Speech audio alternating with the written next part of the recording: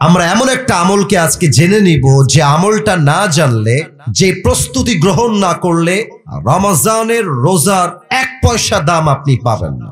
এমন একটা আমল সবাইকে শেয়ার করে দিব আজকে, যে আমলটা অ্যাপ্লাই না করলে রোজার বিন্দু মাত্র সওয়াব আপনার কপালে জুটবে না। এই আমলটা যদি আপনি জেনে যান, রোজার মাসে আপনার জীবনের সমস্ত গুনাহ খাতাও মাফ হয়ে যাবে, আপনার প্রত্যেকটা রোজা আল্লাহর দরবারে কবুল হয়ে যাবে। সুবহানাল্লাহ পড়বেন না আপনারা সবাই?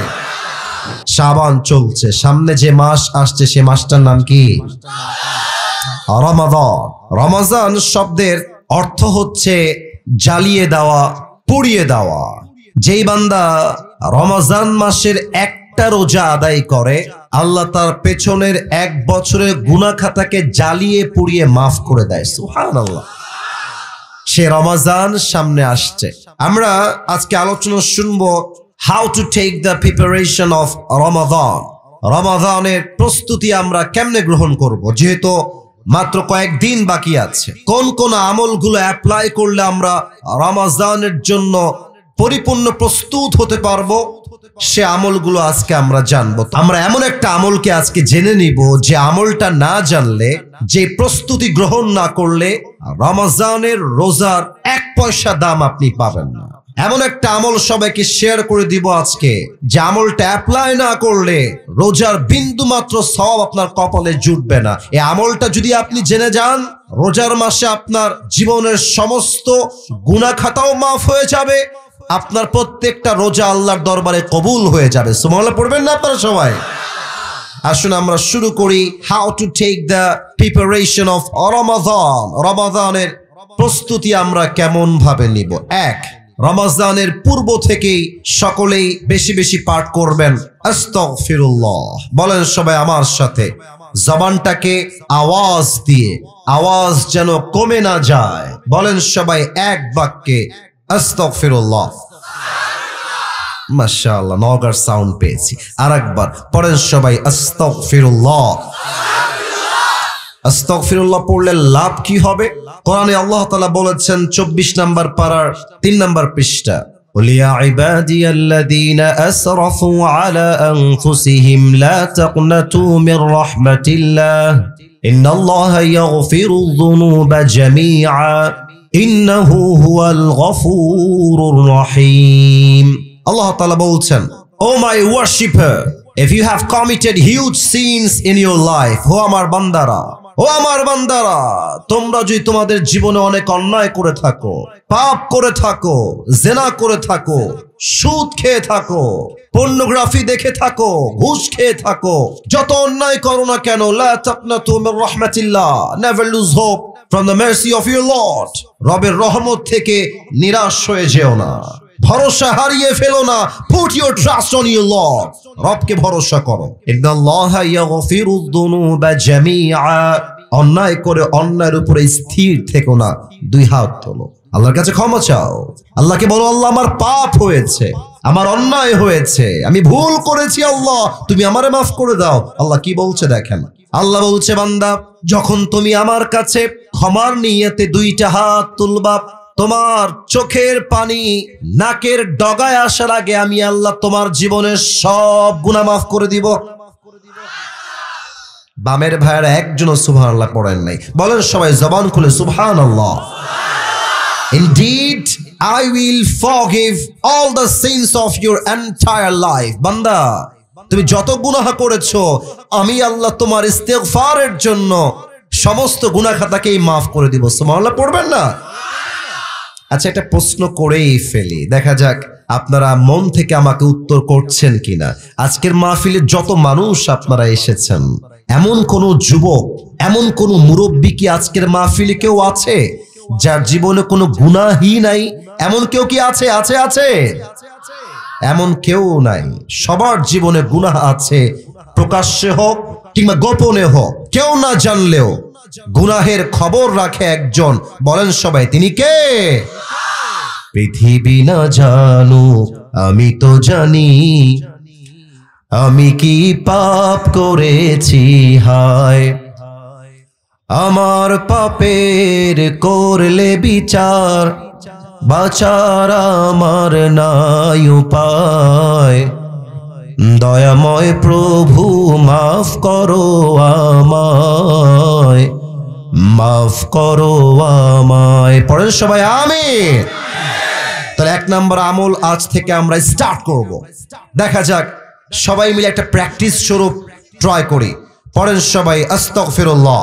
না না, আওয়াজটা পাই নাই। বলেন সবাই আস্তাগফিরুল্লাহ। 1 নম্বর আমল শেষ। 2 নম্বর, রমজানের পূর্বে আপনারা সকলেই একটা কাগজ নিবেন, একটা কলম নিবেন। আমার সঙ্গে উত্তর দেন। একটা কাগজ নিবেন আর একটা কি নিবেন? এই কথা বলতে হবে। কাগজ কলম নিয়ে বসবেন আর লিখবেন বিগত রমজানে কোন কোন কারণে আমি কোরআন তেলাওয়াত করতে পারি নাই, কোন কোন কারণে আমি তাহাজ্জুদের নামাজ পড়তে পারি নাই, কোন কোন কারণে আমি তারাবির নামাজ পরিপূর্ণ 20 রাকাত পড়তে পারি নাই, কোন কোন কারণে আমার দান সদকা করা হয় নাই, কোন কোন কারণে আমি রোজার প্রত্যেকটা দিন কোরআন তেলাওয়াত করতে পারি নাই। প্রত্যেকটা কারণকে চিহ্নিত করবেন যে এই কারণে আমার এই ইবাদত মিস হয়ে গেছে। কারণগুলোকে চুজ করবেন এবং নিয়ত করবেন যেই কারণে আমার আল্লাহর ইবাদত গত রমজানে আমি করতে পারি নাই, এই রমজানে এমন কোন কারণের আশেপাশেও আমি যাব না। বলেন সবাই আওয়াজ করে ইনশাআল্লাহ। 2 নাম্বার শেষ। 3 নাম্বার সবচেয়ে গুরুত্বপূর্ণ আমল, রমজানের পূর্বে কাগজ কলম নিয়ে বসবেন আর একটা রুটিন করবেন, 24 hour routine in the month of Ramadan. রমজানের 24টা ঘন্টা আপনার কাটবে কেমন করে লিখবেন। সাহারির সময় উঠলেন, তাহাজ্জুদ পড়লেন, এরপরে কি করবেন, ফজরের পরে কি করবেন, জোহরের পরে কি করবেন, আসরের পরে কি করবেন, মাগরিব পরে কি করবেন। প্রত্যেকটা আমল টাইম স্কেজুল পরিপূর্ণ একটা টাইম রুটিনে নিয়ে আসবেন যে রমজানের 24 আওয়ার রুটিন আমি এমন সময়ে এই কাজগুলো করব। লিস্ট রাখবেন, যখন যেই টাইমে যেই কাজকে নির্ধারণ করেছেন সেই কাজটাই করবেন। রমজানকে বরকতপূর্ণ করে দিবে একজন, তিনি কে?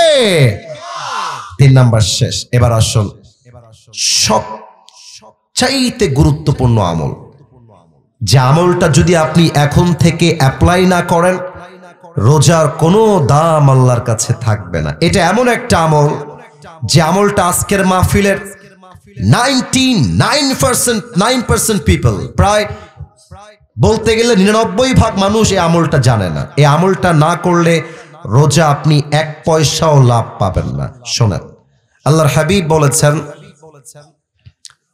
রমজানের রোজা রেখেও যে তার অন্তরে তার ভাইয়ের জন্য বিদ্বেষ পোষণ করে, হিংসা পোষণ করে, সে যতই রোজা রাখুক, যতই সে না খেয়ে থাকুক, তার রোজার 2 পয়সা দাম আল্লাহর কাছে নাই। ঠিক কিনা বলেন? হাদিস শোনেন, আল্লাহর হাবিব বলেছেন ইয়া বুনাইয়া ইনস্তাতাতা, হে আমার উম্মতেরা শোনো, আয় হায় হায়, যদি তোমরা পারো, ইনস্তাতাতা যদি সম্ভব হয়, আমি নবীর সবচেয়ে বড় একটা আমল বলে দিয়ে যাই, এর চাইতে বড় সুন্নাত, এর চাইতে বড় আমল আমি নবীর আর কিছুই নাই। সবচেয়ে বড় আমল কি আমল? তুমি একটা দিন অথবা একটা রাত এমন ভাবে পার করবা, যেই রাত এবং যেই দিনে তোমার অন্তরে কারো জন্য চুল পরিমাণ, একটা জাররা শস্যের দানা পরিমাণ হিংসা থাকবে না, বিদ্বেষ থাকবে না। যদি এই আমলটা করতে পারো, এটাই হচ্ছে আমি নবীর জীবনের সবচাইতে সেরা আমল। এর চাইতে বড় আমল আর কিছুই হতে পারে না। সুবহানাল্লাহ পড়বেন না আপনারা? অতএব রমজানের পূর্বে আসুন আমরা নিয়ত করেই মূল বিষয়ে ফিরে যাই। সবাই এই ডান হাতটা তুলবেন, সবাই ডান হাত তুলবেন। Raise your right hand. ডান হাত সবাই তুলেছেন, মাশাআল্লাহ। এবার এই ডান হাতটা বুকে রাখেন, বুকে রাখেন। আমি যা বলবো you have to repeat after me. আমি যা বলবো আব্বা জান, আমি যা বলবো যুবক ভাইরা, আমি যা বলবো আম্মা জানেরা, আপনাকে তাই বলতে হবে।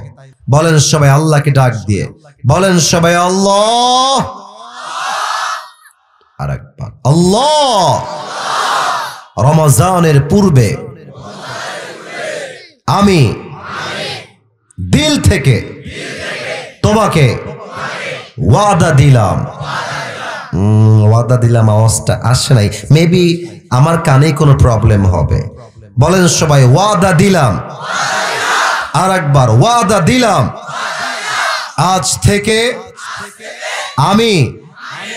সবাই একটু হার্ট তথা হৃদয়ের দিকে তাকান, বলেন এই অন্তরে, আর একটু জোরে, এই অন্তরে আমি কারো জন্য কোন হিংসা বিদ্বেষ কখনো পোষণ করব না, রাখবো না। বলেন এবার দুই হাত তোলেন, সবাই দুই হাত তোলেন। এবার বলেন সবাই জবান খুলে ইনশাআল্লাহ।